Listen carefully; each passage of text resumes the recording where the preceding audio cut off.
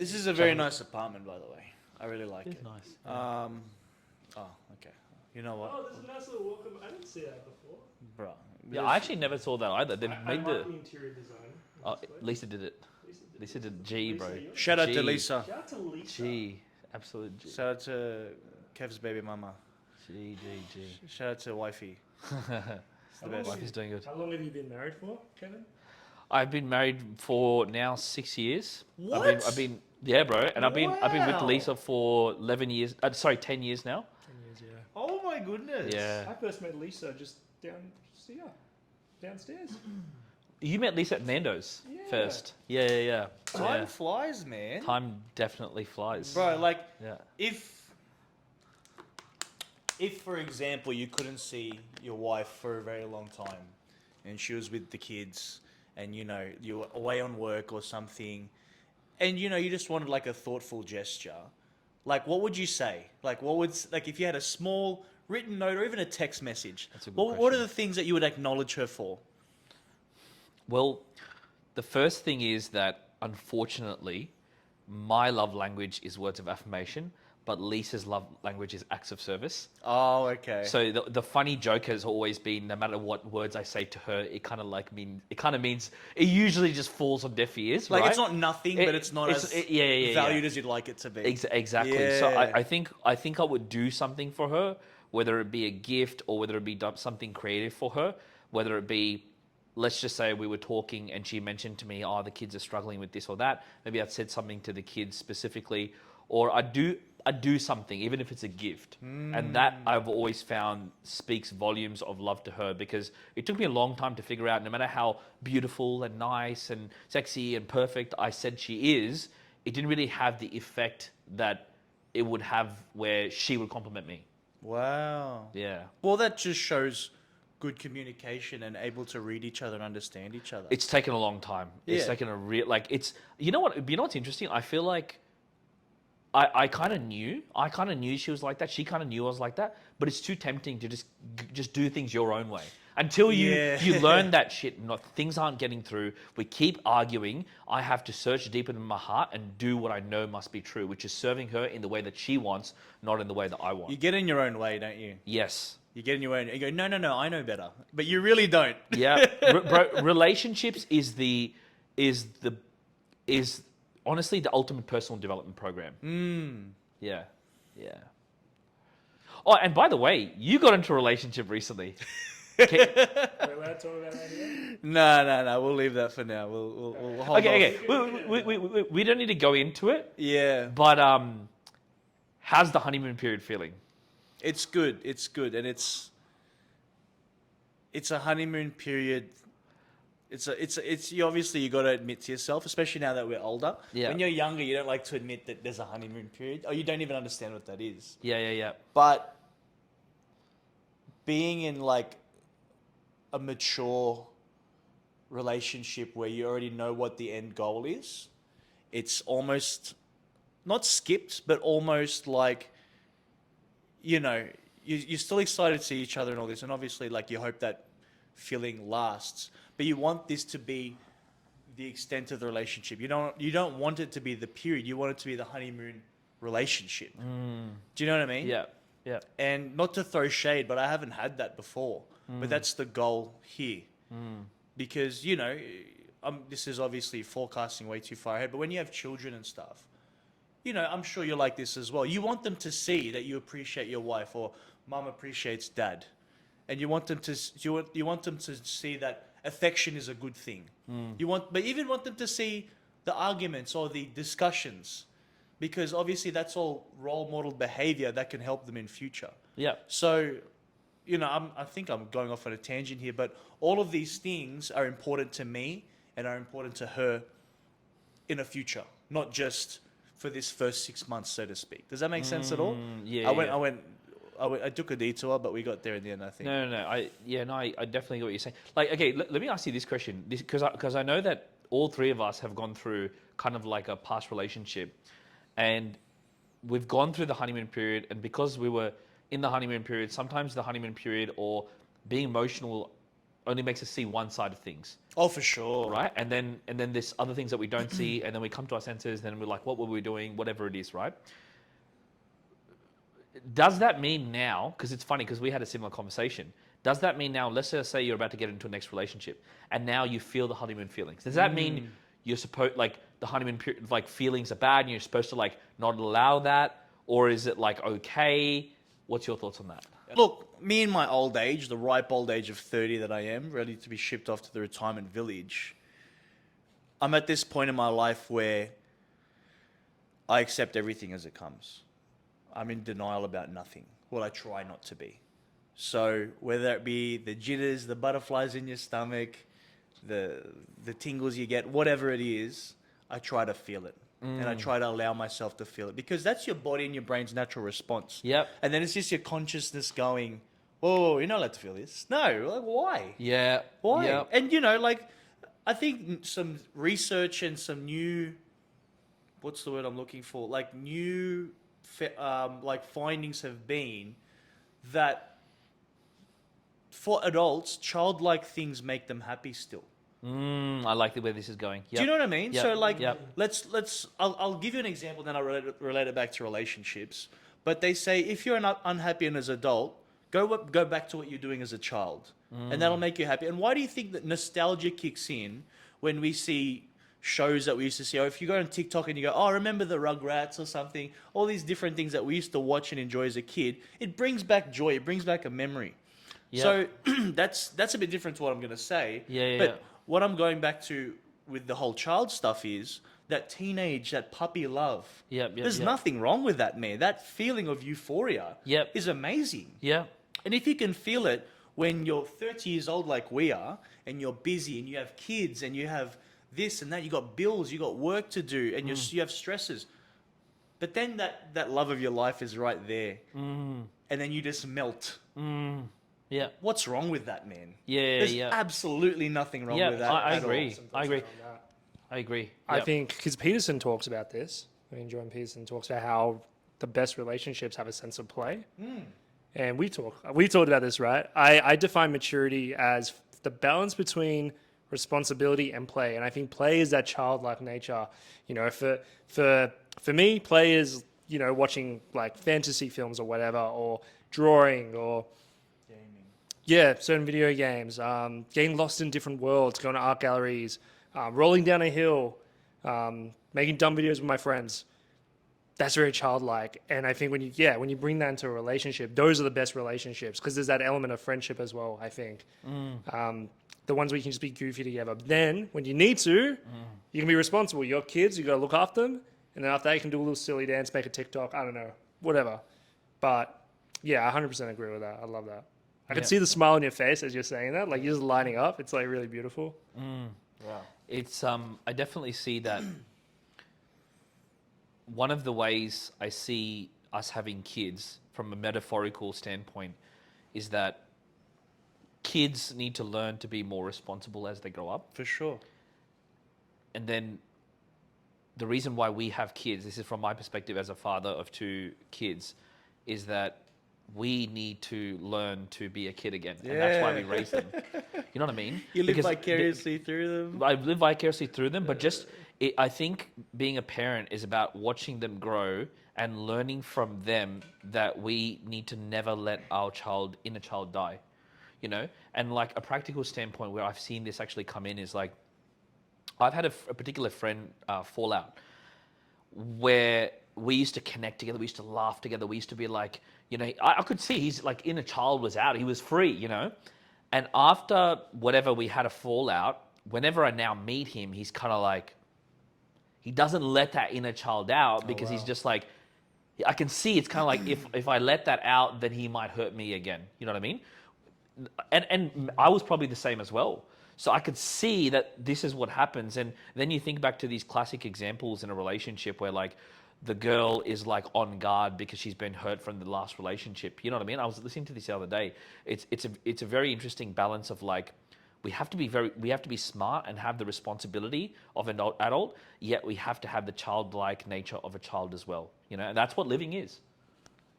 Yeah, I agree. And I think, I reckon where society has gone wrong is when we raise children, and I say this as someone who doesn't have kids, but I've led youth group and stuff, and I see this is where we teach kids to be responsible, but we do that by shaming them for their play or like their childlike nature. Like like they like video games, right? I think video games are fine. There's a lot of stigma around them. Video game addiction is bad, but I think they're a really awesome outlet for, they're a great storytelling medium. Yeah. It's just awesome getting lost in different worlds. Yep. And in a healthy way, it's good. It's a nice thing. I sometimes see parents being like, "Oh, all my kid does is just play video games." And look, that's bad if they're playing all day. But if it's like for an hour on the weekend, that's fine. But I think that what we do as adults is we assign a negative value to any sort of like goofiness or childlikeness and elevate responsibility. And then you get a lot of people who are just boring. Yep. Like there's so many people where I talk to them and I'm like, Yeah. I'm not, look, and then I'll just say it. Like, it's gonna be offensive, but who cares? I go up to people and I'm like, oh, and the first thing they ask is, what do you do? That's like the most triggering question for me. Like, I don't care what you do I want to be clear. Unless your job is your passion, I really don't care. Don't talk to me about it. Like, unless it's something you're actually passionate about. And that's the thing, we don't ask people what they're passionate about. I think that's all tied in. Yep. Because passion is related to play. Yep. And so what I'm trying to get at is, I guess the question I'm trying to ask is, for you particularly, when you're raising your kids, is that something you think about? Like, how do you balance giving them responsibility, but still helping them to hold on to their passions, that sense of play, so they don't lose it? Because I think that's something you've started gain back in your life, or you've always had some degree of control. But yeah, I think it's just, for me, I don't think I can give you a complete answer because it's something that I'm still learning to do.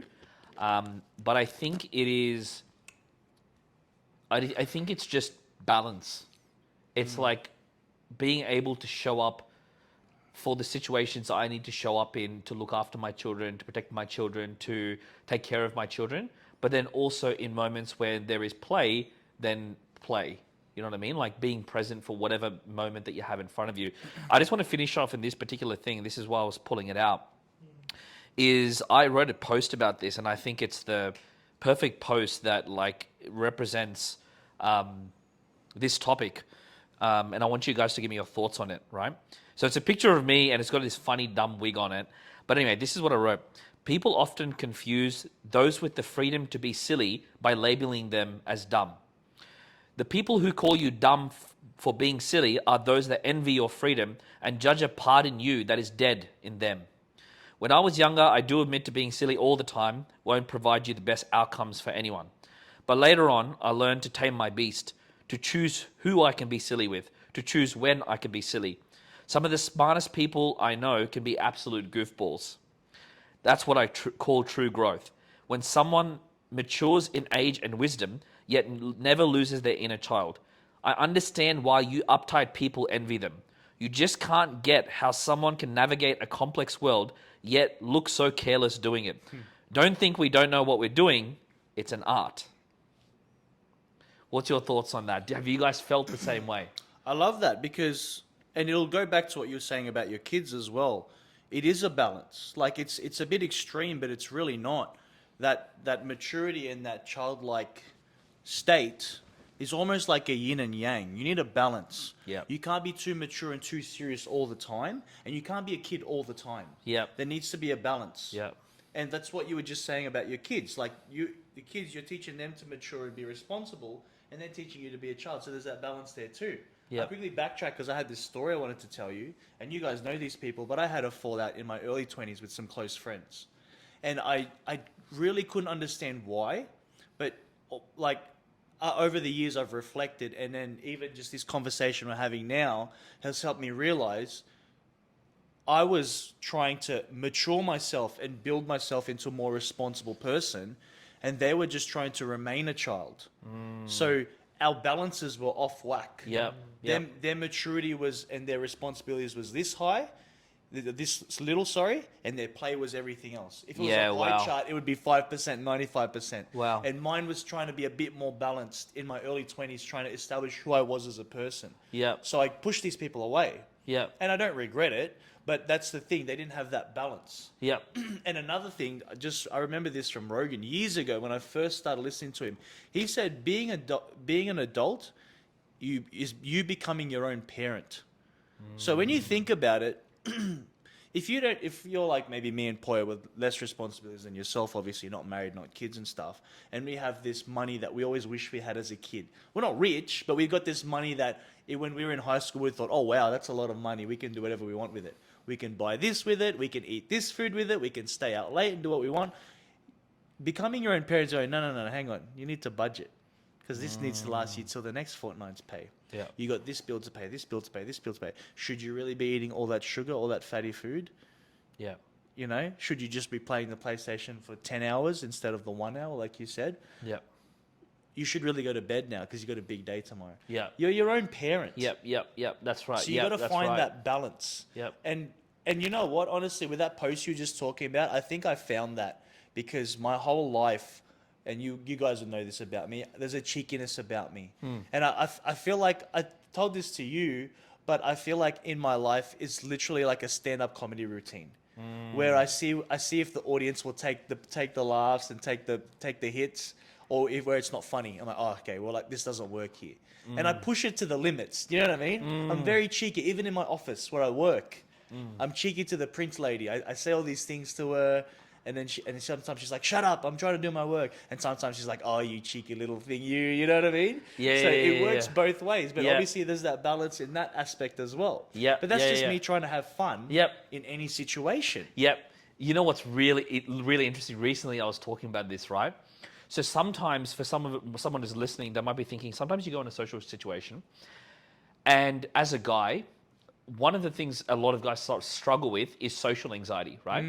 Sometimes worrying about how someone's going to think and how am I showing up, and what often happens, what you'll often find is that the person who's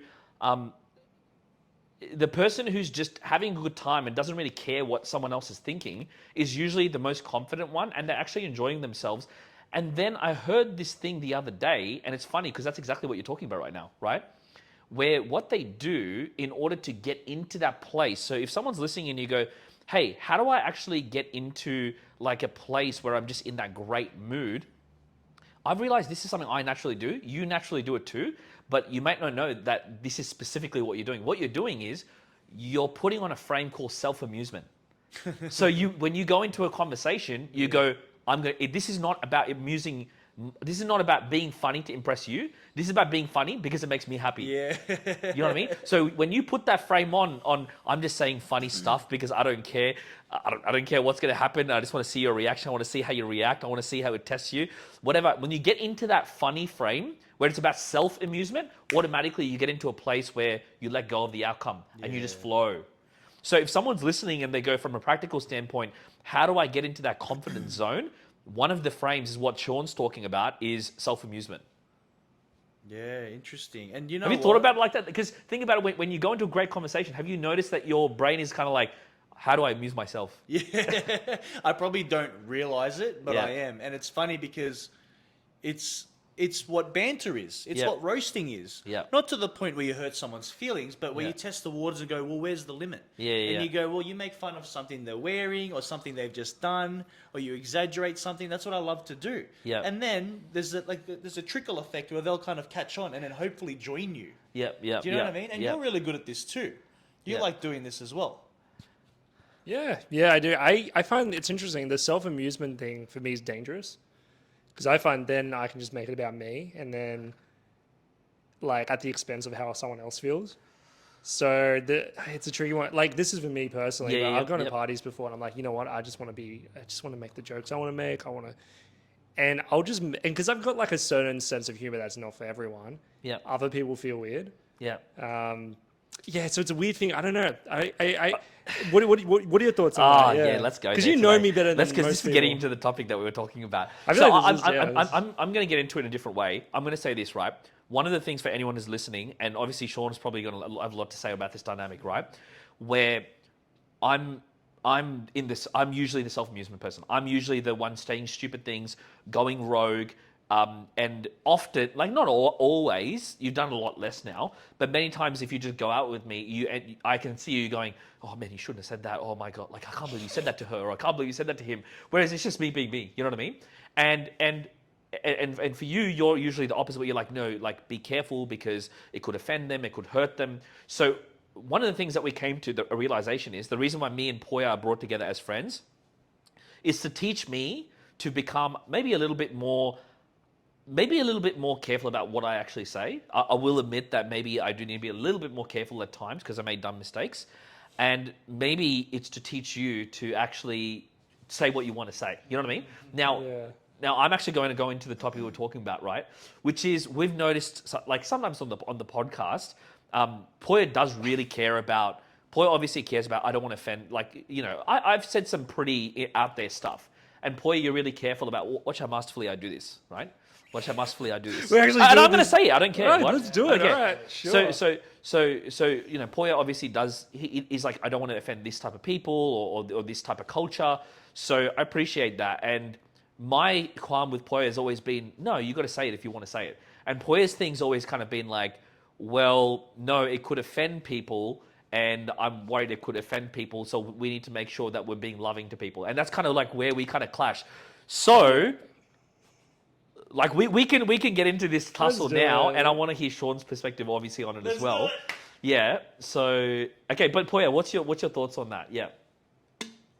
Firstly, I just want to say that is a gross simplification of the situation. No, it is. It actually is. Look, there's more to it, okay? Let's clarify. It's not that I don't want to offend anyone. Yeah. It's I don't want to offend people to the point where they're not hearing what we're trying to tell them. Yeah, true. So there's a balance, right? You want to lure people with honey, not vinegar. Because I like being offensive. If you see me at parties, I love riling people up. Yeah. Like, you get me someone who's like super right-wing, like dream for me. Just like triggering them. Yeah. I love it. But as I've grown as a person and as I've seen how my words and actions have hurt people, like genuinely, I've learned that there is a balance. So I think first we got to go back to why am I saying what I'm going to say? Am I saying just because I want to say it, or am I saying it because I want to lead someone to a certain point?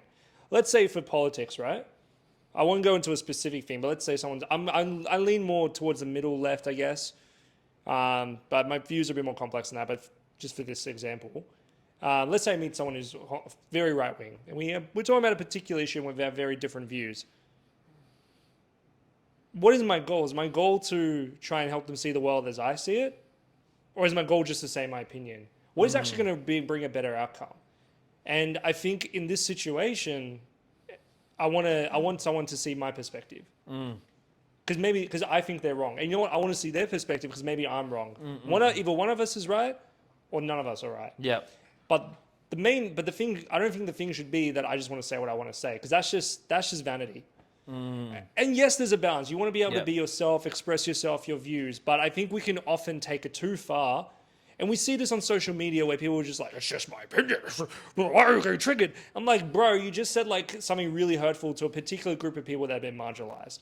Like, of course they're going to be offended. Like, and what are you trying to achieve? Do you want them to have this? Do you think you have the right perspective? So do you want them to have the same perspective as you? You think they're going to do that? If you're just going to be like, this is my opinion. Like, well, and that's where I'm getting at. So with this podcast, sorry. No, you've brought up some really valid, good points because at the end of the day, like, absolutely, if there's a point we want to get across, we don't want to make someone so sour to the point that they can't receive the point that could really benefit their lives, for sure. But my thing has always been, and this is where, like, okay, whatever, let's get into it. It's like, my thing's always been, okay, I know, like, if there's a bomb, I know that you don't touch the green one, you don't touch the red one, you don't touch the yellow one, but I'm okay to go in there and go, okay, I know I don't touch these ones, I'm okay to go and still play there. Whereas what I see sometimes is just, you're like, not touching the bomb at all. You know what I mean? So let's get into it.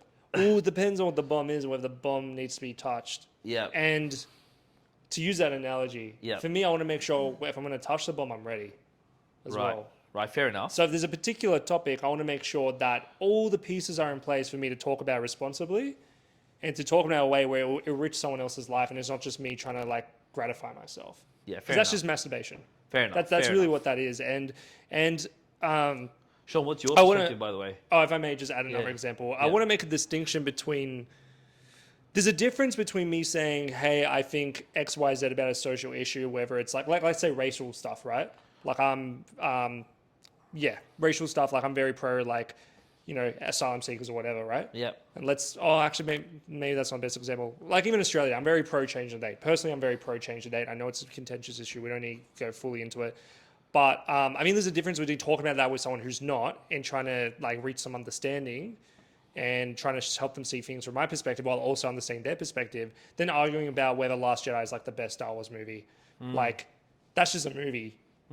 It's not gonna affect anyone's life. But when we talk about issues like changing the date of Australia Day, that's affecting someone's life. There's actual stakes there. And so there's an element of responsibility and compassion and care that we need to have, regardless of what side you're on. And I think that's where I'm like, if I'm going to touch the bomb, I want to make sure I don't make it blow up. I don't want anyone to get killed or hurt. You know, in the metaphor, you're not going to. Fair enough. Yeah, no, I get it. Yeah, I get it. But yeah, what are you guys? I guess Sean, what are your thoughts? Well, can you give me a specific example first? Because this is all well and true to say, because I'm the same. I like to know my audience before I talk about it. I'm not going to go in blind. Yeah. I need to know which guys to cut, which ones not to cut. Yep. But at the same time, I need to know a topic, because if you give me an example of one, then I can go, oh, okay, we need to be a bit more sensitive. We need to do a bit more research. Or maybe we just don't need to touch it, because you're in a unique position where you're an entrepreneur. But myself and Poya are still employees of a greater state, of a greater thing. This is pretty much what you said. Yeah. And like, let's be honest, we can't get cancelled. Yeah. Do you know what I mean? Yeah, I don't have any outrageous opinions anyway. Yeah. But we got to be careful what we say, because it's cancel culture these days. Yeah. So we actually have to, we're protecting people's feelings, but at the end of the day, we're protecting us as well. Do you know what I mean? Yeah. So it just depends what it is. So give me an example, and then I can speak on it. No, I think Let's find one where I won't get fired. Because that's the thing. Yeah, so my rebuttal to that, so like that, this is what Poya mentioned to me, right? We were talking about this in the car, and he says like, I got a job and stuff like that. My thing was kind of like, first of all, what I'm more talking to is the spirit of, it's not one particular example, but just there's a lot of, let's cut that. Well, whereas for me, it's just like, no, if that came out of my mouth, then in that moment, like sometimes I'm being a douche, right? But sometimes like a lot of the time when we're talking, and we're talking from a heart, like it's the truth. It's coming from a heart. Like I'm not going to go, oh, well, that's not really what I would say. No, because I said it. That's the truth. So my thing has always been, if it's the truth, and if it's something that I truly believe, then the truth, like I trust in the truth.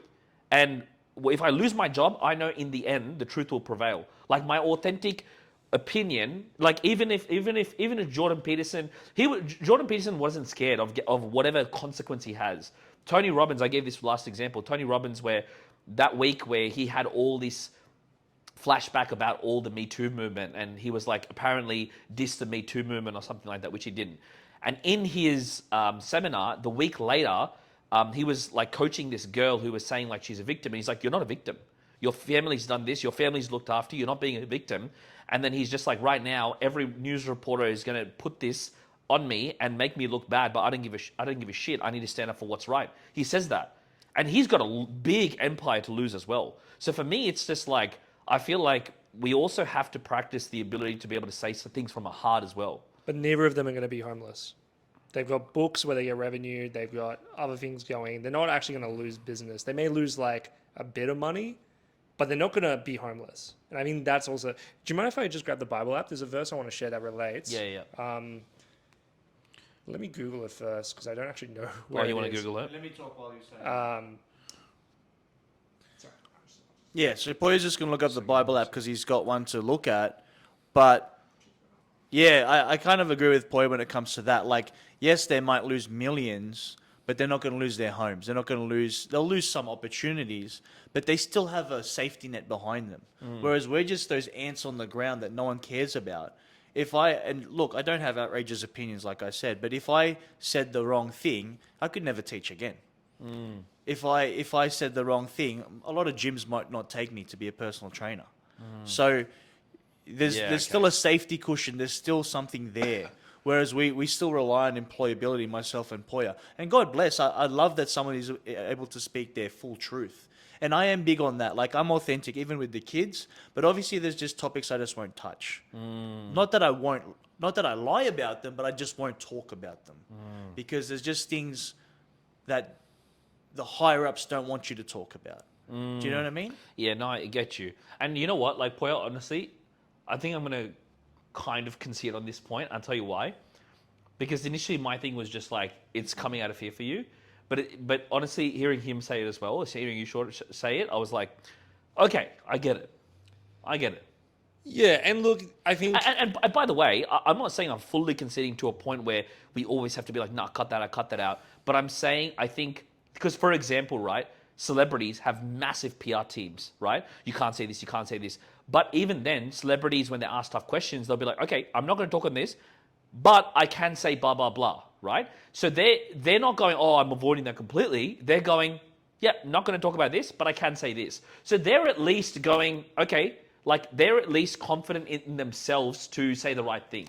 Again, they probably... That's what I like. Again, they have probably investments, millions of dollars in different things. They probably have bought out their house. They're not paying mortgages. Like, they have that security. They're not going to be homeless unless they've been very responsible financially. But they're not going to be... There's less... Like, that, and that's the thing. I think that's the distinction, right? But like, we're referencing famous people who make lots of money. Yeah. But we see the person who maybe posted something on social media, they lost their job, and now they struggle to find work. That happens. And they're the people who are paying the real price. Like, they're losing their homes. They can't support their families. You know, there's... And I want to share this verse. I think this ties in. It's Ephesians 4:15. Instead, speaking the truth in love, we will grow to become in every respect the mature body of him who is ahead, that is Christ. Speaking the truth in love. It's not saying just speaking truth. It's not also saying just be loving, don't offend anyone. It's not saying don't speak the truth. It's saying speak the truth in love. love. Yes. And I think this is where the caution comes in. So the reason I'm very cautious at times is because I need to know that this is coming from love. Because to be honest, I don't like it when people say things that I think are wrong, and I like to correct them. But there's a time and place, you know, and it's more important. I'd rather be silent if I'm just going to speak the truth, because it's not going to lead to anything good. If I know that I'm coming from a loving place, then I'll speak the truth. There's a time and place for the truth. I'm not saying the truth isn't important. The truth is very important, especially in this day and age. But you know why we're in an age of lies, where there's all this like fake news and all this? Is because we're not speaking the truth in love. Everyone's focused. Yep. Everyone's just focused on, again, it's masturbation. Everyone's just focused on saying what they want to say, what they think, just share my opinion. And what happens? They offend someone, and then they say their opinion, and then they get offended for saying their opinion, and then they're like monkeys throwing poo at each other. What good does that do? The reason we're in this situation now in the West is because of that. There's no love. Yep. And as Christians, as people who love Jesus, that's not what we want. Yeah. And what I would rather sacrifice my ability to say what I really think if it's not going to be loving in that moment. I'm not saying the truth isn't important. The truth is important, but got to say it with love. And if you can't say it with love, better not to. I think it's just better to be silent. What are you guys' thoughts? No, you both have good points. I think for me, I'm not saying that it's about speaking the truth and not with love. It's just that I trust my ability. For me, when I say something in truth, I trust that I'm saying it with love. I don't go, I said it and then it's like, oh, well, I don't trust that I said it with love, so I'm going to have to, like, let's cut that out. I'm like, no, I trust I said it in the right way. That's the way I see it. You know what I mean? Like, I'm not like, me and you, we both agree certain people say something and it's very, like, controversial and it's bad and it's too extreme. Like, me and you can agree on that. So I'm not talking about the extreme. I'm talking about saying it in a grounded way. You know what I mean? But, you know what? I don't have any argument to the whole, you know, like if something happens and we're on the streets, you're talking about celebrities. I don't have any argument to that. So I'm going to concede on this point because there's no arguments there for that. Yeah.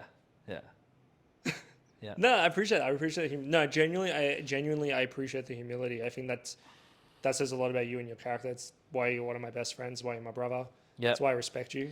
And you know what? I like that you challenged me on that. Yeah, and I do want to, you know, after I finished that conversation, I thought about this the other day. Literally today, because we had this conversation, which is going to go in a completely different direction, right? I got out and I sat in the car and I was like, wow. I was like really in the car. I was like, I was triggered about the topic. But then not at all did I get out of the car once I finished that conversation with you. And because you saw me, I was triggered. I was like, this, and you giving me your arguments and I was giving you my arguments. And I was triggered. about the topic, but when I finished it, there was no hate, no ill intent towards you at all. It was just like, okay, cool, bro, love you, see you later, bye. Yeah. You know what I mean? And I think that is missing in this day and age. Why is that missing in this day and age? The ability to disagree in like a loving way. Yeah, it's, you know, this is just an example that comes off the top of my head, but like, first of all, the number one of this, and this is the first earliest version of this, was obviously different religions. Since the age of time, you got the Crusaders and the Islams fighting the Christians in Israel and whatnot. You got those. But then if you go to modern age, oh, you like Trump? Oh, you like Andrew Tate? You're a red flag. But it's like, you know, like I'm just making this up, right? But if you're not worshipping the feet and the ground that they stand on, you like that they made a joke about this. You like that they said so and so should stand up for themselves. Like people, and they tie that to your identity. Yet, they don't see you as a person. They just see you as that bubble above your head, the idea. Do you know? And like that's an Andrew Tate fan. Yeah, that's him. Yeah, exactly. But you go, well, oh, but also actually he runs a women's shelter.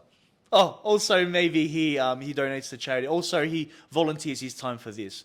But he liked that one thing that bald evil man said, so he's evil. Yeah. So people just condemn without being open-minded and even open-hearted. Yeah. Too many people, and like it goes back to what Poya was saying about opinions. Yeah. They just want to spread theirs and not really care about what you have to say about yourself. So you don't even get a chance to explain yourself. Yeah. You don't even have a chance to have a rational conversation where you go, well, you're an Islam and I'm a Jew, but we can agree both of our religions want love, both of our religions want peace.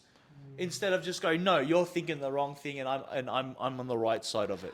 I like that because I think pretty much what you're talking about is your ability to be able to separate the person's identity from what they're actually talking about. Yeah. Yeah, and I think, that's brilliant. That's brilliantly explained. That's exactly what it is. You because if we can label- do that, because that's what me and you do, right?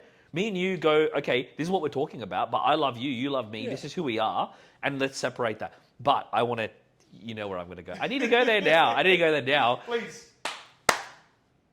Thoughts on Andrew Tate? Let's go! Let's go. He's my favorite feminist spokesperson. Just doing really awesome things for the cause. Just look, I've had a interesting, let's say, relationship. What if he's watching this? No. Probably not. I'd be keen to have him on though. I'll have anyone on. I don't care. Yeah. But you know what? No, I reckon he could be. I'm not. Okay, if he was on, what would you ask? What would be the one thing you'd want to ask him? How's your day? Okay, Probably just start off, just see where it goes. Okay. And then probably chat to him about like his views, maybe chat about faith because he's a Muslim now, so chat about that. I don't think he understands Christianity, so chat about that. Yeah. My view of Andrew Tate is, look, I think the George Janko interview kind of like helped me see a different side of him because I wasn't a fan before. I do think he has some very misogynistic views in my opinion. Yeah. I think he gets he's very emotional in his points. Like he doesn't have actual data or studies to back it up, but then he'll say it as if it's objectively true. Yeah. And then he'll mock the left, Yeah. what he calls the left, for doing that when he's doing the same thing. Yeah. Like the left for like just like exaggerating studies and stuff. Well, he'll be like, oh, like all these feminists get triggered and stuff, and they don't have any logical points. I'm like, you're literally not bringing any studies or data. It's just anecdotes. Like I do think he's quite like he can be funny. I will give him that. Like there are times where he's made me laugh, like with some dumb stuff he said. Yeah. But I think it's just interesting. I think he's a man who has a lot of demons. He's been through a lot. So I can see where some of his views come from a place of pain. But I don't think he has the healthiest view of relationships of women. I think there's a lot of walls that are up. I don't think he's a good role model for young boys. Yeah. I think someone like Jason Wilson, who Sean, you got me onto, is fantastic. Or Jesus, if we're going to, sorry, go on. I'll just add another thing. I think the stuff around his criminal case around sex trafficking makes me uncomfortable. I don't know the full situation. So I guess but I don't want to ignore it either. And, it could be the Matrix coming after him, could be legit. Yep. I don't know who does know, but I think sometimes people get so infatuated with him, they'll just dismiss it. But I don't think that's the best approach. But I also don't think it's just like, oh, he's immediately guilty. Let the courts play out. Let's look at what information is available. So don't have a strong opinion on that other than it just makes me uncomfortable. But I don't know. I think that there is some change happening. I noticed in the George Jenker interview, he was opening up more. And yeah, but I guess to summarize all of that, don't think he has a healthy view of women or relationships. I don't think he hates women, but what I think it's more that he just doesn't respect women and thinks just very lowly of them, which I wouldn't necessarily say is hate. There was one more thing I wanted to say. Yeah, I don't think he understands Christianity at all because he claimed to be a Christian. I do agree with that. I don't think he really understands it. But most Christians don't even understand Christianity. No, well, I would say if you're a Christian, a lot of Christians. Well, a lot of people claim to be Christian. If you're actually a Christian, I think you would understand it. Yeah. But yeah, a lot of people who are like, I'm a conservative Christian. I'm like, why do you have to put conservative for? Just be a Christian. Yeah. It's separate things. There was one more thing. I apologize. I'm just trying to remember. I don't think he's a good role model for boys, and I think there's a reason that boys are going to him. And I think you know what? Sean, I've never heard anyone talk about this. Everyone's saying, "Oh, he's a good role model," or "He's a bad role model." People, he's the only one. People forget how many influencers are saying the same things as he's saying. Everyone's saying go to the gym. So many people are taking personal responsibility. The only thing that people are forgetting is just because he's that famous, it automatically makes him seem like he's the only one. He's not the only one saying these things. But it's not even that. He's a master of marketing and building a brand. Because what he did was just say really controversial stuff, like the misogynistic stuff. Yep. Polarize, what does that do? That gets clicked. That gets attention. That gets attention. So you get the conservative to just make it a binary for the sake of discussion. You get the conservative media who elevate him to like, who's speaking the truth? Like people like Candace Owens and stuff. Then you get the left-wing media who are just immediately like, this is against our narrative, so they hate him. What does that do? All publicity is good publicity, right? Yep. And so then that's why it's not even the fact that there aren't good male role models, it's just that no one's giving them attention. And the same people aren't giving them attention. Yeah. Barely any. I don't think many people even know who Jason Wilson is. How many people know who he is? People more balanced will not receive that much attention. Polarized individuals such as Donald Trump, Andrew Tate are always going to blow up. And this is the problem, right? Because then you get the media. Let's say, for example, you get the media outlets that say, we need better role models for boys. But none of them are reporting on them. Yep. None of them, how many people would even know who Jason Wilson is? Yep. He's one of the best male role models. His book, Cry Like a Man, changed me. Such a great example of what real masculinity looks like. Actually, Sean, and I hope, Sean, you blow up, because you are one of the best examples. You are the guy boys need. I look up to you, man. Yep. Not just because you're taller than me, also because you have a really good character. But, the point I'm trying to make is there's a reason why he's so popular, and both sides are guilty. Both sides of the culture, in the binary example of the cultural divide, are guilty. Anyway, I've talked enough. Sean, what are you? Sean, Sure. I'm formulating my thoughts. I'll let you take it. What's your thoughts on it? Well, it goes back to what we were... Well, first of all, what's your thoughts on what Poya said? And then... It's very on product for Poya. That's all I'll say. Nuanced, well thought out. Yeah. No, but we're yeah. The three of us are the same, and this will just go back to why I brought him into the conversation. Was we can take the good from the bad, and we can leave the bad behind. Yep. I like to call it separating artist from art. So there's some stuff that I don't agree with, and there's some stuff that I do like. And when you were saying bad role model for boys, it depends who the boy is, and it depends on their perception. If it's a 13, 14-year-old boy who can't read between the lines, but also who just takes everything literally, they're going to have a different view to a 35-year-old who's getting back on their feet after losing a marriage and losing their house and losing their job. So when it comes to bad role model, it depends who it's for, and it depends on whose ears it lies, and it depends on that person's perceptions too. Just to make a note on that, and that's why I used the word boys, because for boys who are so impressionable, they're not going to have that nuance or that ability to. Yeah, I do agree with this. Take away as you do, and as we all, because I think to rationalize. To take the good and leave the bad. Yeah. And then add that to you're in high school, you got dumped by this girl, and now you're feeling hurt. So you have a part of you that needs to justify the hurt, and then you hear Andrew Tate, part of sometimes you'll see one clip where it's taken out of context and he's talking about how we got to be this and we got to be that and you got to be better than the woman, and then that feels like a great safe little drug to take that I can feel like I'm better than the woman. You know what I mean? It's like it boosts my ego, and that ego protects me from the pain that I'm feeling from getting dumped by this girl. So now Andrew Tate becomes my savior. You know what I mean? And look, I have my own thoughts on him. Like, I'm definitely very split up about what I believe about him. But anyway, Sean's probably got a lot more to say. Yeah. Yeah. So going back to what I was saying, like, it depends who's the audience. Yeah. Right. It's got to be someone who's not easily impressionable, like we said, teenage boys. Because they might just take everything literally and might not see stuff as parody, as comedy, as for the clicks, for the views. Yeah. But yeah, there's definitely some stuff that he says that I agree with, and it's before he even said it. Do you know what I mean? Yep. Like you already big, like, massive on the gym before he said, "Oh, you got to go to the gym." Going for exercise for your mental health as well as your physical, obviously. Yeah. And you agree with this, for your own self-confidence. There's absolutely nothing wrong with building your confidence through, building a body, so to speak. Yep. That's massive. Yep. But then also there's stuff this is I'm going to get cancelled, guys. But I've always been an old school kind of gentleman, so to speak, when it comes to treating a lady. And he does speak about that to an extent. Yeah. But then there's obviously a point where he crosses over and I go, no, that's not me anymore. Yeah. Do you know what I mean? Where I'm the one that opens the door for a lady, pulls out their seat, pays the bill. And not all the time. I'm the type that would, you paid last time, I'll pay this time. Do you know what I mean? I don't mind that. So there's a bit more new age to it with me as well. But at the same time, I'm an old school gentleman.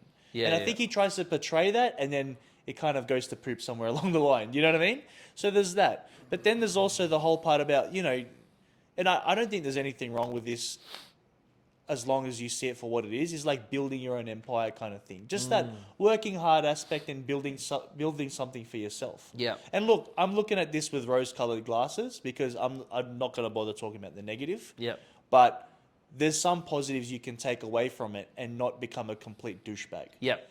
Do you know? Yeah, no, for sure. So you can work hard, you can build an empire, you can provide for your family, provide for your friends, whatever. Yeah. That's amazing. That's a great thing. And I'm sure most young men and women would want to do that for everyone. Yep. You know, that's a common goal that we'd all have. Yep. So there's some good things you can take away. And like I said, I won't talk about the bad, but obviously there's a lot of things. And unfortunately, like you were saying before, it could be this matrix attack stuff. But at the same time, there's also the rule of walks like a duck, talks like a duck. It is a duck. So there's that part which could definitely tie into it as well. Yeah, no, I agree. So look, I agree. take the good from the bad, and then I take what can be of use to me. You know, let's put it this way. Let me think of an example. I'm a carpenter, so pipes won't be useful to me because that's for a plumber. But the saw and the hammer and the nails would be. Yep. Let's see if that makes sense. No, it's as simple as that. You take what you can use. That's it. Yeah, exactly. Yeah. Okay, I want to ask you another question, Sean. So, and Poya, I'm sure you have a lot to say on this after as well. So recently, I had one of my clients. He sent me a video, and it was a video talking about how he didn't mention any of the influencers, but I'm pretty sure he's talking about Andrew Tate and all these other people. He goes, I want to talk about this because there's this whole stigma that in order to be a high-value man and attractive to women, you got to be super rich, super fit, super confident, super socially, and just like extreme. And it's come to a point where now you're starting to feel so much shame because you aren't that, and because you don't have a Bugatti or 20 different girlfriends, then you're not in the right place in your life, and that creates a lot of shame in a man, right? And he goes, that's not the way that you actually need to be to attract a woman. Now, he sent me that video, and we had our own conversation about it, but what do you think about that? It's so funny. Let me go first because I'll forget this thought. Yeah. We talked about this at your birthday, and let me change it, but it's still the same topic. Us as friends here, if I go, gosh, Kevin, you let yourself go. You haven't been going to the gym. You've been eating takeaway all the time. But what happened? Where did all that weight come from? Yeah. And you're saying this in a place of love, but also that's going to hurt the other person. Yeah. note though, male. Did we not say? And you know what? I'm no scientist, but I'm sure Oh, yes. males Yep. and females can attest to this. It's very blanket, okay? I'm not whatever you think I am. Yep. But you can almost shame a bloke that's going, oh my gosh, he's right.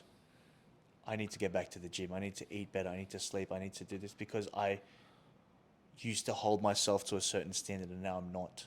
Yep. You do that to your wife, what's going to happen? No. First of all, you're going to get a slap across the face and they're going to keep doing what they want to do. In loving memory of Kevin Porridge.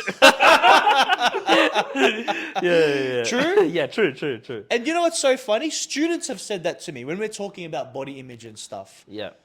Boys have said that. Girls haven't said that, but boys have said that. So look, I'm getting controversial here, but this is very blanket. This is very in my experience. Yeah.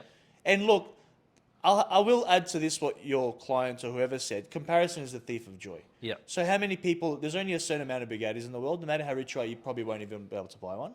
So those kinds of things just aren't attainable at all. But there's also nothing wrong with holding yourself to a certain status. And that's not money and that's not clothing. That's how you hold yourself. That's your level of confidence. That's your chest up, chest puffed, shoulders back. Yeah. That's you looking people in the eye. That's you being a gentleman. That's you looking after your body. Those things are status as well, much more than money is. Because, you know, who's that guy that says that? Fitness makes any clothes look good. So there's ways you can present yourself in a well-mannered, successful way without being rich as. Yeah.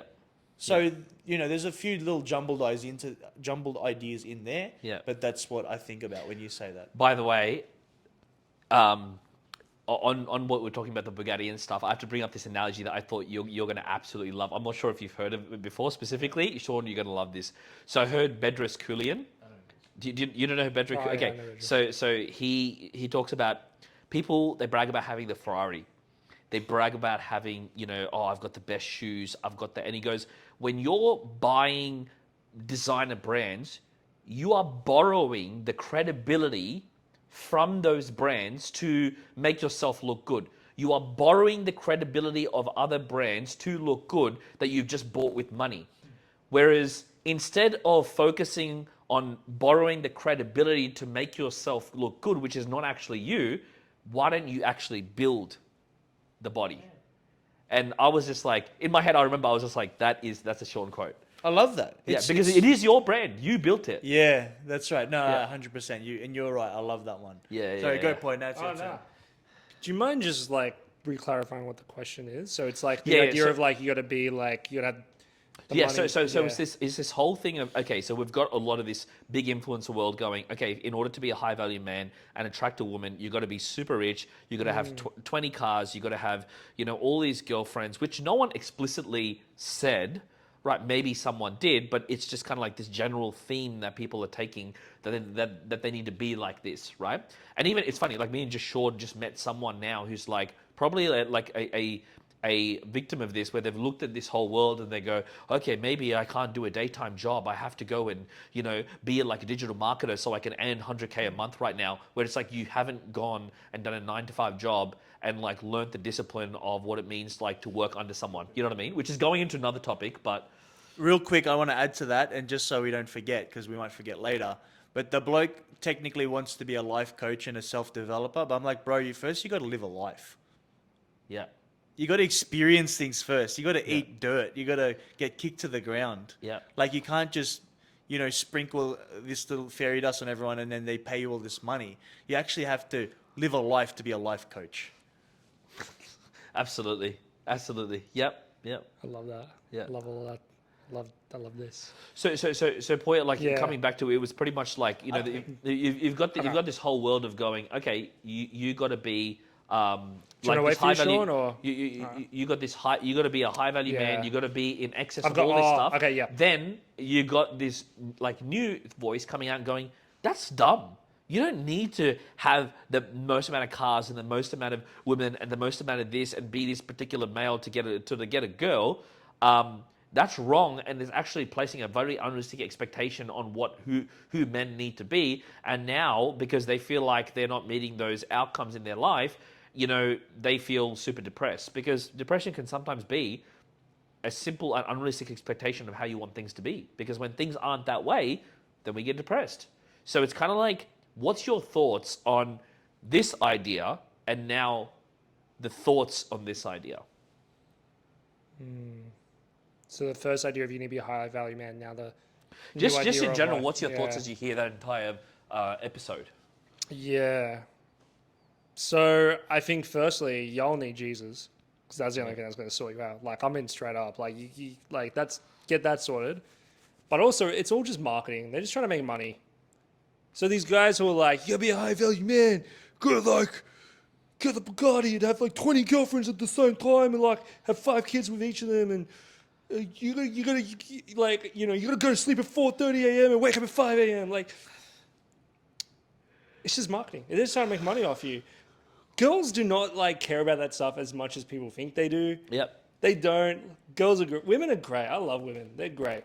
But like they don't. And the only ones who care about that are not the ones worth dating. Like 100%, they're not worth dating. They're just like the ones who care about money and status, like genuinely like low value. If we're going to use the term value, low value. But they can be high value, just sort your priorities out. Same for so I ain't a hater. But where was I going with this? Yeah, okay, back to the high value thing. Yeah, it's just like there's some elements of truth. But by the way, when you say, because you said that, women don't like that stuff.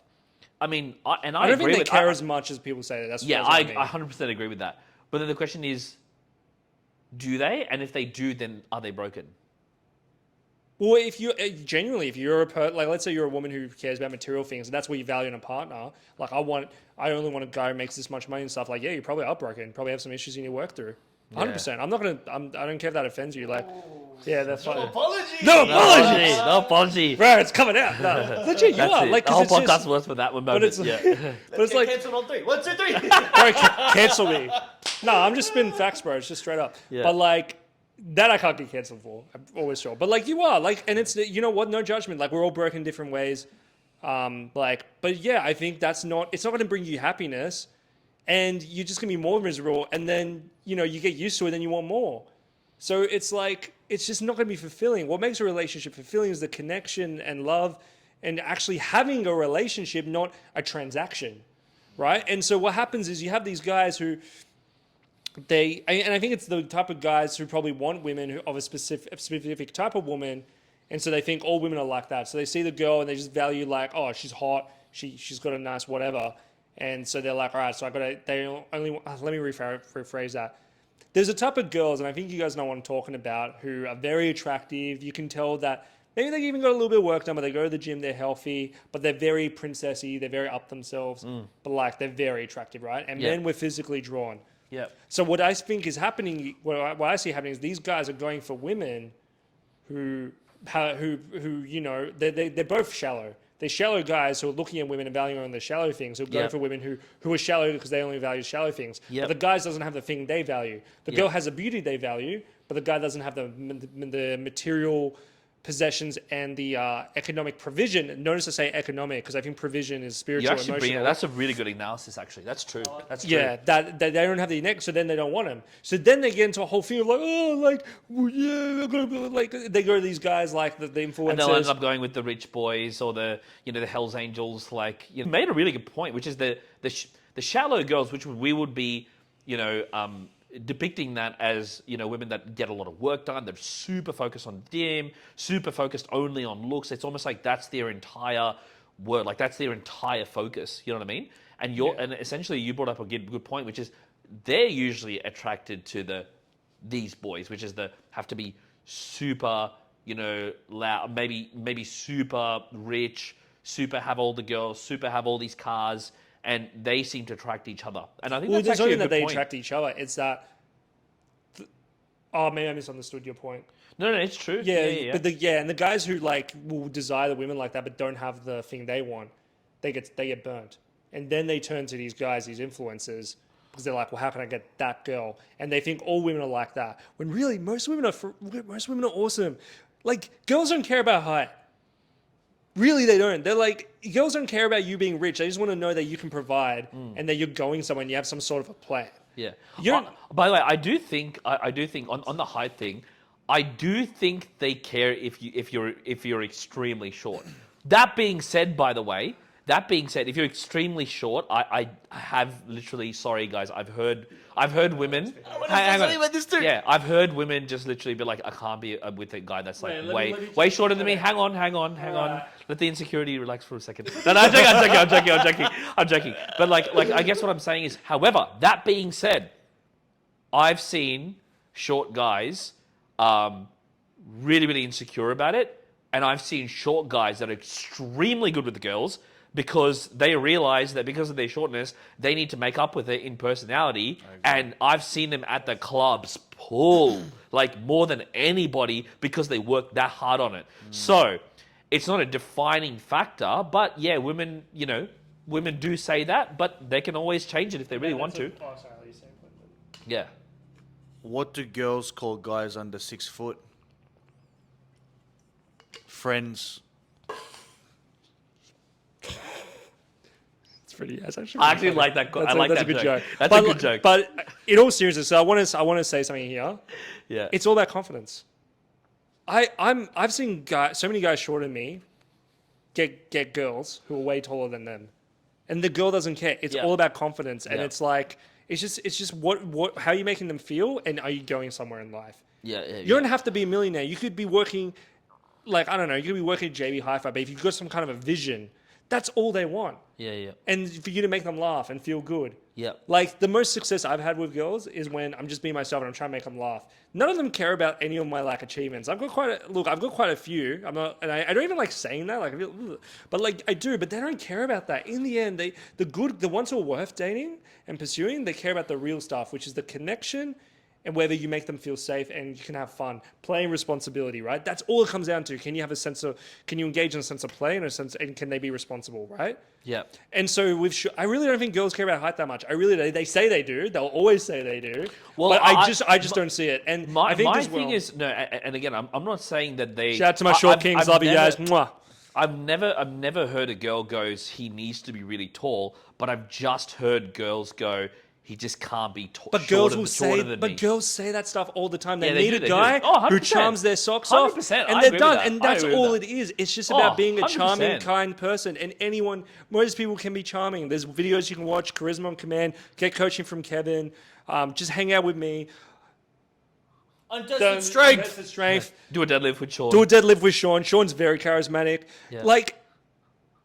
Or hit up my coach, Matt. He's great as well. He's amazing. Actually, check out his YouTube channel. Men with Men is so good. But you can learn these things. And so what I have to say to these guys to be high-value men, it's rubbish. Yep. Don't be a high-value man. Be the kindest, most considerate, and most courageous version of yourself, which I think can only be done by knowing Jesus. But if you don't want to know Jesus, then just whatever. The next best thing is just to be the most You can be an authentic 8 out of version 10 yourself. instead of being a 10 out of 10. Yep. Come at me. But that's it. It's just charm and safety. That's it.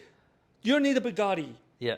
The only girls that like Bugattis are the ones who are like, I'm Kim Kardashian. But that being that's said, it. by do you the want way, someone like that? That being said, we're not saying going for the Bugatti and the Empire and all that kind of stuff It's is not wrong. bad. It's not Go wrong. for it if you want to go for it. Yes. Right? Well, we are also saying if you're going for it and your primary drive is I need to get this to show off to people, you're going to be disappointed in the end.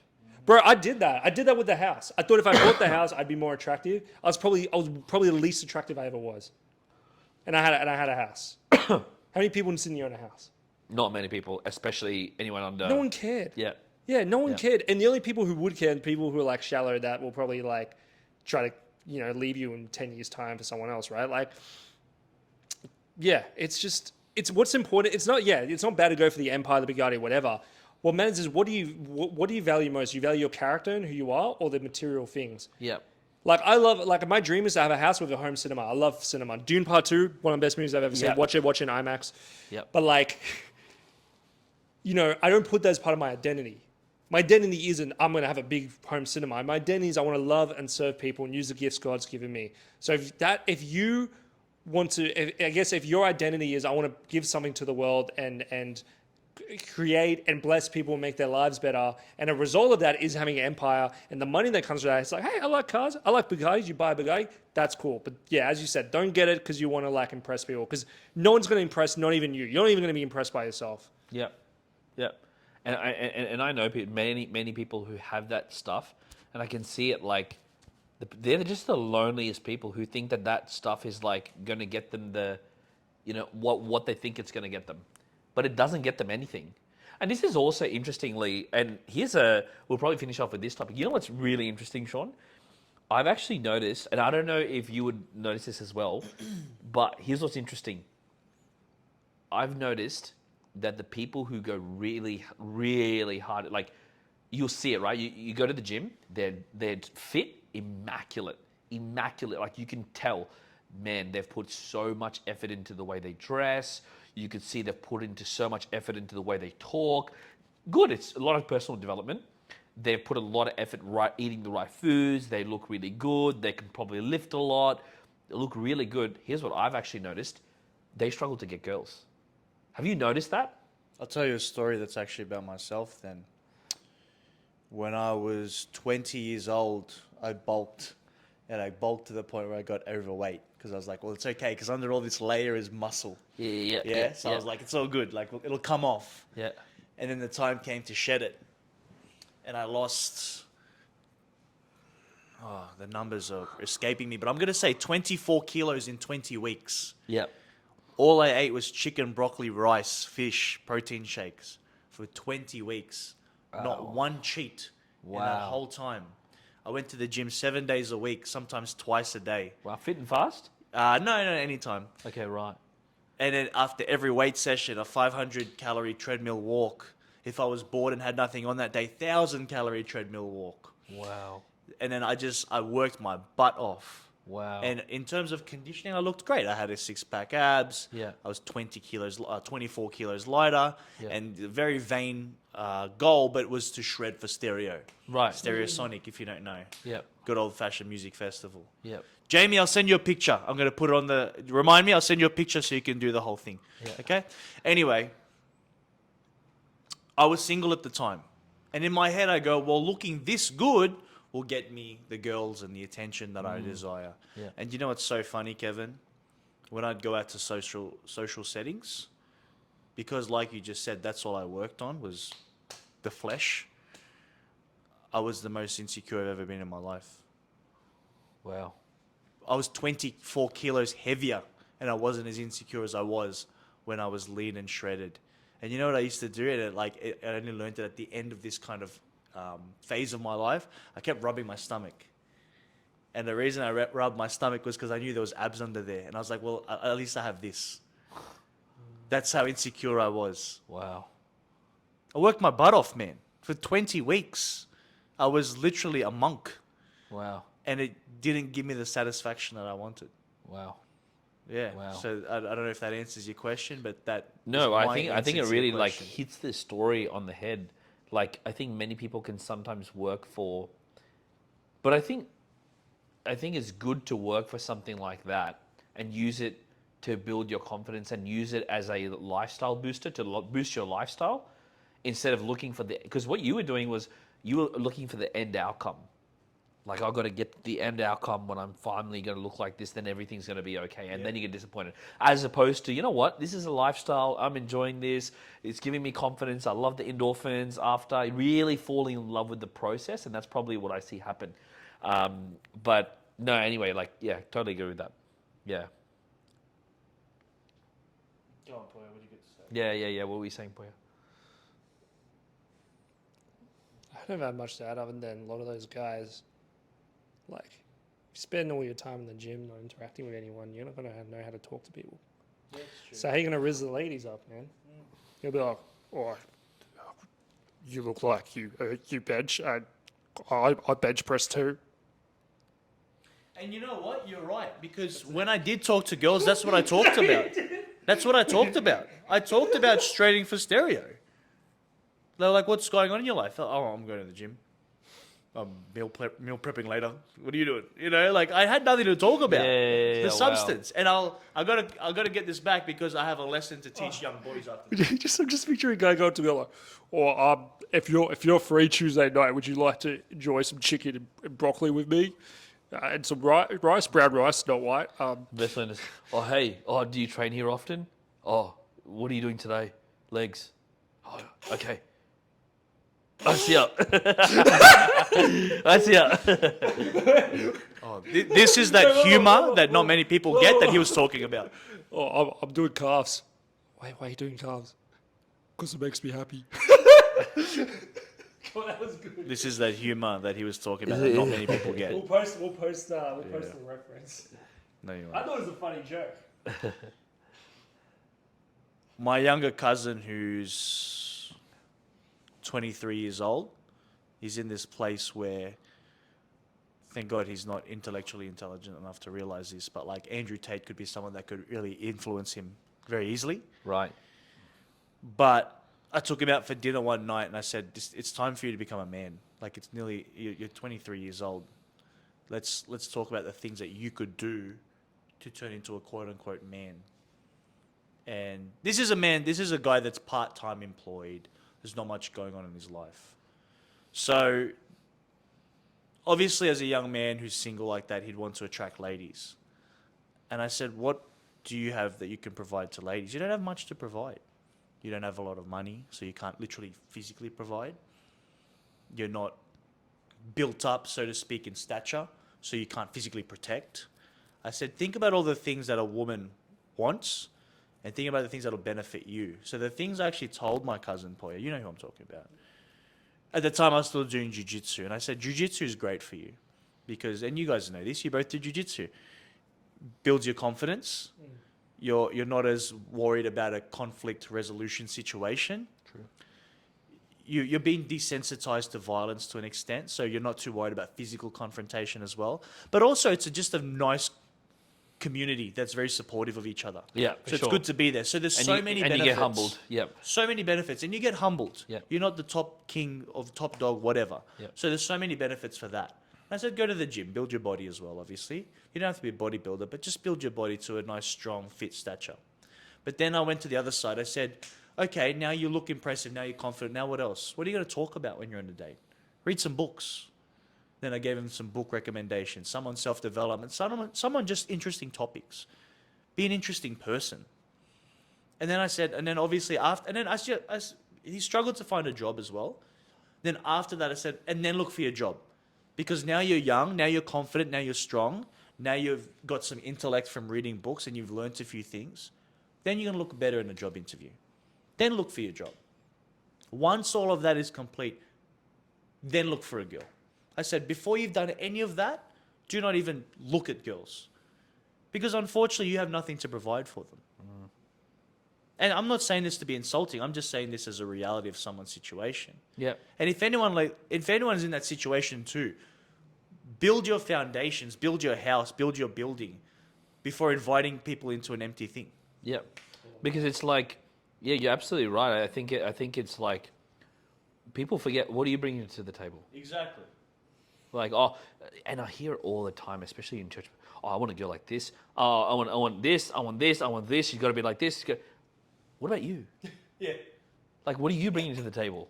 Like, completely forget what I'm bringing to the table. You know what I mean? There's like so much pride to be able to believe that they can expect so much. And yet, the funny thing is they're always the one that are the most disappointed and frustrated with the way things are. Because I heard someone said the other day, it's like, would you date you? Yeah. That's a really great frame, I think. I would. Yeah, I think I would definitely would date me. I'd marry me, like 100%. I would even add another even bigger one. Would you let your kid date you? Yeah. Like your daughter's dating. Yeah. Would you let your daughter? Maybe not Kevin. No, I'm joking. Nah. I don't have any daughters, but yeah. But like, if you're a guy and you have a daughter, you think about it, would you want your daughter to date a guy like you? If all your That's a higher question than you date you. That's like because it's like because I had to ask myself that because I was like, should I be dating right now? Like, now I'm good, but a few months ago I wasn't, and I was like, and last year I wasn't. Like last year I would not let my daughter near a guy like me. Okay, not near, but I'd be like, he needs to work on himself. But Same. Yeah. Same as in towards me, right? Yeah. No, as in for myself as well. well. For myself. Yeah. And so like, I think that's a bigger question. And this is the other thing. Jordan Peterson says this, really helpful. I've done this with a few friends. Write a list of the top 10 things you want in a partner. Become that list. And you get the girl. Yeah. So if you're a girl and you want a guy with a beard, grow a beard. If you're a guy who wants a girl with I'm kidding. Like, if you want a guy who's, if you want a girl who's kind and considerate, be kind and considerate. If you want a girl who, is very like calm and rational, they exist. No. Like, yeah, calm, rational, and like thinks things logically through. Be that guy. Think things through logically through. Don't react. You want a guy who works hard. You work hard. Work hard your different things. And particularly for those of people who are Christians, where are you at with your relationship with God? If your relationship with God is not your number one, like dating is not the right thing. Yeah. And I was talking to a friend at church, actually, a girl, and she was like saying, guys need to have more confidence and ask people out. I'm like, maybe you guys are the problem. Like, and I was being genuine. I was like, maybe the minute you point your finger at someone else, you're not looking at you. What's wrong with them asking you that too? Sorry? What's wrong with Yeah, them? nothing. Yeah. Say that. Yeah, nothing wrong with girls asking guys out. I've been asked out by girls heaps of times, and it's awesome. Still single. Still single, yeah. No, but I've been asked out by girls, and then after that, I'll be like, all right, cool, I'll take care of things. I'll organize the date, you relax. But, cool, drop the hanky, let me know. Mm-hmm. That's fine. Good. A guy who's not, in his ego, full of ego, won't care. Yeah. But, yeah, they were like, oh, you guys need more confident. And that's a fair question. I think that's a fair question. I said, that's fair. But also, like, what the girls at church, maybe they're just not worth asking out. And I'm not trying to be mean. And the reason I say is because the minute you point your finger at someone else, you're not looking at what you can work on. Yeah. So before you do that, point the finger at yourself and be like, hey, what do I need to do? I was a massive victim in... Oh, sorry, Cam. I need to say something really important here, which is what I hear is someone thinking that and go, that sounds like a nice quote. That sounds like a nice anecdote. Okay, but technically, how is that going to make sense? If I sit here and I write down a list of what I want, and I start working on that list. Maybe right now I sit here and I'm watching videos on YouTube about how to become more self-caring, and I work on myself. But I'm in this house. How is the guy going to know? How is that actually going to work? This is what I hear. But I think people seriously underestimate the reality of just being real. Like being real. And it's something that it is properly crossing into woo-woo territory, where it's kind of like where if you be real and you go out there, people can just sense it on you. And things will just happen to you and you don't know why it's happening. And I can't explain this, but have you ever had the experience where you're really badly chasing something and all of a sudden you stop chasing it and then it just falls into your lap? How does that make sense? Yep. It's the same concept here, where if you're coming from a place of, you're coming from a superficial place. I want this, without working on it, right? And you start working on it, and what you find is it's just like a business or a goal, where instead of going, okay, I need that, it's like, let me improve myself to a point where I attract that into my life. You know what I mean? Yeah. Yes. And it sounds woo-woo, but do it. I've never seen anyone go to a point where they're like, I want all these things, then work on themselves to a point where they become these things and they build this great lifestyle and they're really authentic to themselves and they grow in their character and they never not get what they want. I've never seen it. Yeah, and you know why? It's not like a magical attraction thing. I mean, maybe God plays a role in like making things happen, but opportunities are everywhere. We just don't see it, right? So the more you work on yourself, the more you build just these neural pathways and you just recognize opportunities. And people, recognize game, yeah? Like if you're a 10, you're going to recognize a girl as a 10. Yep. The girls I used to like when I was in uni, yep. Well, this sounds bad, but like I don't notice them now because I wasn't that great a guy in uni. Yep. The girls that I notice now are like the girls who are like more on my level. Yep. Like, it's the whole thing of like people will just notice because they're playing at their level. Haven't you noticed, Poya? Have you had this experience? And you tell me, Sean, you've had the same experience where, Poya, you've been maybe chasing things from a superficial place, and then all of a sudden, maybe it's a girl's validation, right? We've all done it. Yeah. But then all of a sudden, you're just like, no, I'm in a period. Like you get into a period, whether consciously or subconsciously, into a period where you're just focusing on art, or you're focusing on being a director, or you're focusing on your own mission, on your own projects, and on yourself. And then all of a sudden, sometimes you just start to notice that you just get attraction from girls. Yeah. Because I think it's a whole masculine, feminine energy thing, which if we're wrapping up, we probably can't get into. But Yep. Like, I am my most calm. I am my most relaxed. My least reactive Yep.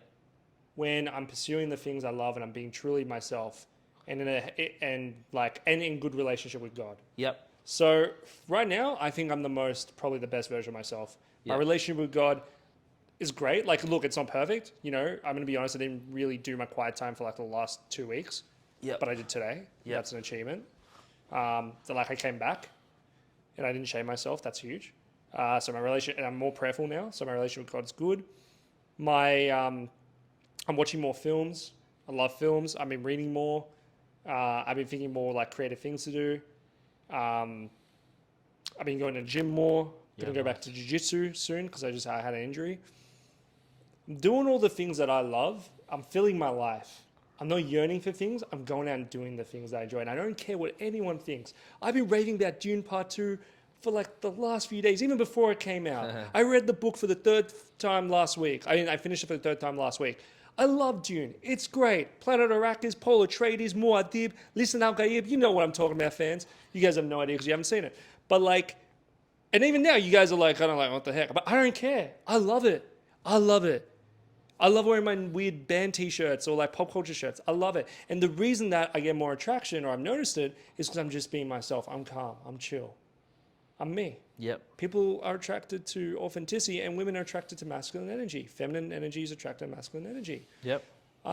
So yeah, that's my answer. Yeah, I love That's that, my man. answer, yeah. I think you definitely gave a literal example of where you are in your life and the fact that, you know, you're no longer coming from this chasing aspect and you just have a sense of just certainty that everything's going to work out in the department of, you know, whether it be women or whatever goals that you're chasing. So completely resonate with that. Guys, we're going to end it here. Sean, thank you for being here. Awesome as always. Go check out his podcast and his powerlifting business. Incredible. And Poya, yes. I just want to wish Sean a very belated birthday. Yes. So happy birthday to you, Happy Sean. birthday to you. Happy birthday to you. Happy birthday, dear powerlifter. Oh, powerlifter. Happy birthday to you. Yeah. See you guys. No, wait. Before we go, I actually want to say this on camera for Sean. No, legit. I want to say this. Sean. Foot down. Thank you. Sean, you always point me in the right direction.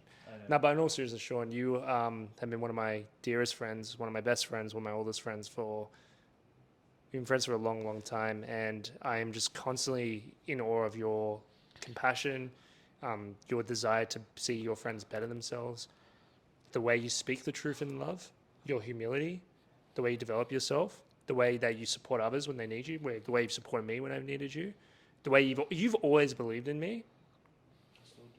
My man, thank you, bro. I really come here, bro. And you believe in everyone in your life, like your cousin. And Sean, it is just an honor, not just to have you on this podcast, but to have you in our lives. Yep. And as our friend. And you've achieved a lot in your 30 years on this earth, and you're going to achieve a lot more. And I love that. We love that we now get to share faith with you. It's such a joy. So we just want to take this opportunity to thank you for just being you and for the gift that you are. Yep. So we love you, bro. Happy birthday. Love you. And you know what? I also want to say, like, there's too much to say on Sean, eh? There's too much. There's too much. But I do feel called to, you know, share it since we're already here. I do want to share that, you know, you're a person, Sean, that no matter what, if anyone was in trouble, any man was in trouble, I know that they could reach out to you and you will be there. You will be there in whatever capacity, whether you give them a resource, whether you tell them to go to the gym, whether you give them a pep talk, whether you slap them in the face and go, stop being silly, you will be there to help for sure. You know, so it makes total sense for me why you are a teacher. It makes so much sense for me why, you know, you're building a personal brand. And it's the right, I thank God that you're building a personal brand, because I think throughout this whole podcast, he said something, and once he said it, I couldn't actually stop thinking about it, which is he kind of has like this old school gentleman's type of like masculinity, which is just like the opening doors for men, treating like, and I think that is lost And it's kind of like this beautiful old soul that you have within you. And I think that it's good. Like, I don't see that anymore. And I think you contribute a lot to that. And I also want to say from a personal aspect, man, you've been with me for a long, long time. And I still remember walking along this particular road where no one knows that I was about to embark on a massive journey in a particular situation. I remember he looked at me and it was like a moment where I needed to do something, and he looked at me and he goes, "Go hard or go home." And I'll never forget that moment. It sounds something so simple, so dumb, but you said, "Go hard, go home." And I went and did it. I never forgot what you said. And that took me on a massive heartbreak and then a transformation, and it all started with that conversation. So I have a lot to owe to you. Wow. I really respect you in many, many ways. And I think it's just so amazing that even for the last 15 years, we've been mates. And I think we will be, hopefully, for the rest of our lives. Me and you now, where you calculate, it's 23 years, 22, 23 years. That's crazy. It was primary school. Because we went to primary school. Oh, yeah. Right. Year 3 or year 2, I can't even remember. Yeah. A blue shirt, basketball in hand. That's how I remember him, with basketball shoes. That's Sean, like basketball shoes, you know. Oh, man. Well, no, thank you for the kind words, guys. I truly appreciate that. Mean it. I'm very fortunate to be able to call you guys my friends. And thank you for inviting me on the podcast. It's an honor. You're the last one to turn 30, Poya. We'll have to have a special episode for that one, too. Yeah, get me back on for that. Yeah, for Untested Strength, shout out. Get Jamie. Jamie, do your thing. I'm going to send you some pictures and all this stuff so we can edit this and make it fully sick. Legit though, Sean's podcast, the best when you're in a slump. Like, amazing. I always get a little dopamine hit when I see the episode. You're all right. Yeah, okay, buddy. Rated it. All right, guys. The end. Love you guys. All right. Mwah. Well done. Great podcast. That's one of the most fun I've had on the